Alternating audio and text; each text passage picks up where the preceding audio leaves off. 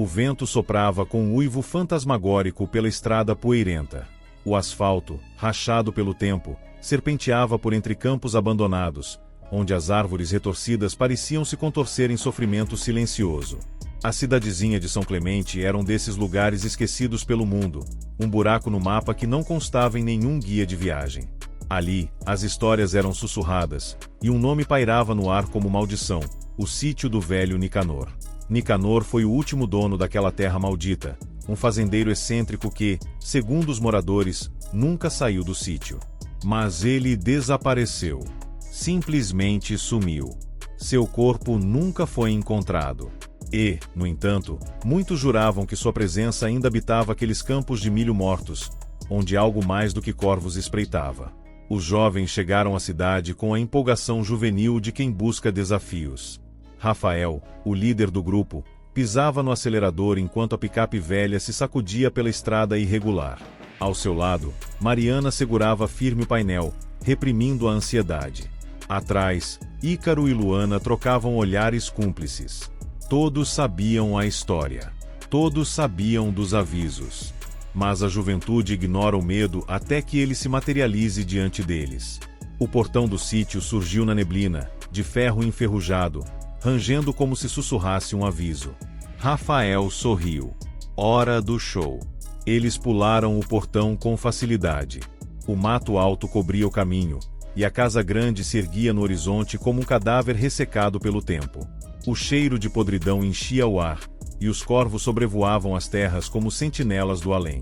Mas o que realmente chamou a atenção foi o espantalho. Ele estava ali, no centro do milharal morto, parado como uma entidade vigilante. Seus olhos eram humanos, e um sorriso costurado em fios de ouro reluzia na escuridão. Foi Mariana quem gritou primeiro. O grito ecoou pelo campo vazio, afugentando os corvos que explodiram em um voo caótico.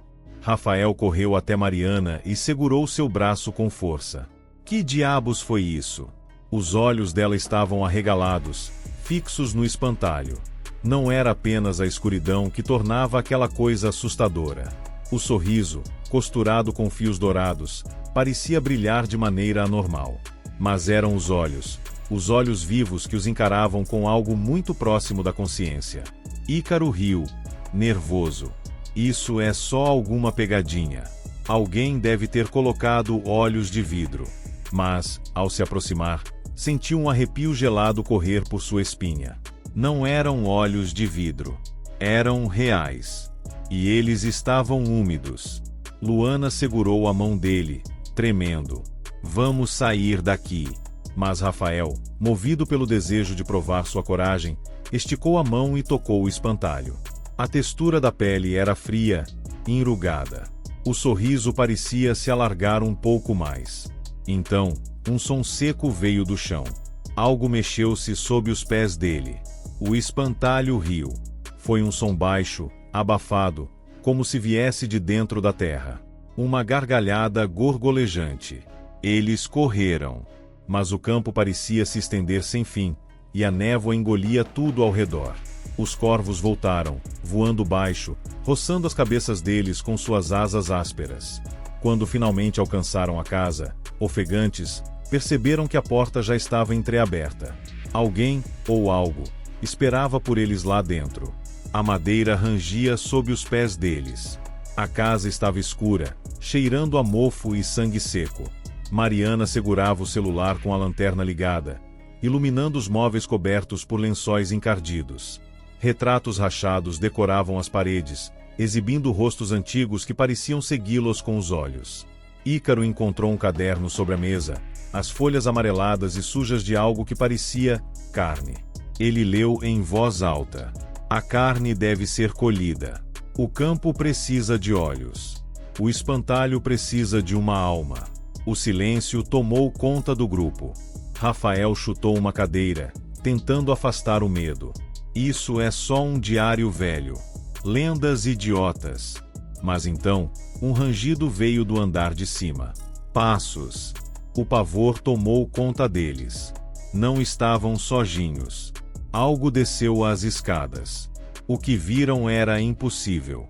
Um homem, ou algo que um dia foi um homem, de pele ressecada e olhos costurados, vinha em sua direção. Ele abria os lábios numa tentativa de sorrir, mas só revelou buracos negros de onde antes haviam dentes. A única coisa que disse, com uma voz cavernosa, foi: "O campo precisa de mais olhos." O desespero os fez correr.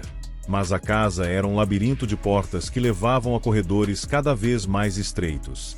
O cheiro de terra úmida enchia seus pulmões. Mariana se separou do grupo, tropeçando em uma escada que levava ao porão. Seu grito foi engolido pelo vazio. Quando abriu os olhos, percebeu onde estava. O porão era um altar. No centro, havia um espantalho inacabado, segurando uma agulha de ouro.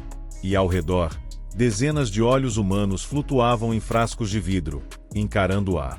A porta se fechou atrás dela. Alguém sussurrou seu nome. Era o fazendeiro, ou o que restava dele. Ele se arrastava pelo chão, os dedos enegrecidos segurando um novelo dourado. "Preciso de novos olhos." Mariana gritou quando ele se lançou sobre ela, tentando costurar algo em seu rosto. Rafael e os outros tentaram arrombar a porta do porão, enquanto sussurros se tornavam gritos do outro lado. Finalmente, a porta cedeu, e eles encontraram Mariana caída, os olhos revirados. O fazendeiro desaparecera. Mas o pior veio quando saíram correndo da casa. O campo estava vivo. Os talos secos do milho se retorciam como serpentes, o espantalho se movia, a cabeça virando lentamente na direção deles. Então, perceberam algo terrível. Os olhos dele eram os de Mariana. E ela, tremendo no chão, murmurava: "Ele precisa de mais olhos. Ele precisa de mais olhos." O último som que ouviram antes que a escuridão os engolisse foi a risada sussurrante do espantalho. A cidade de São Clemente ainda se lembra dos jovens que nunca voltaram. E, à noite, no campo, pode-se ouvir o sussurro do vento trazendo uma única palavra: olhos.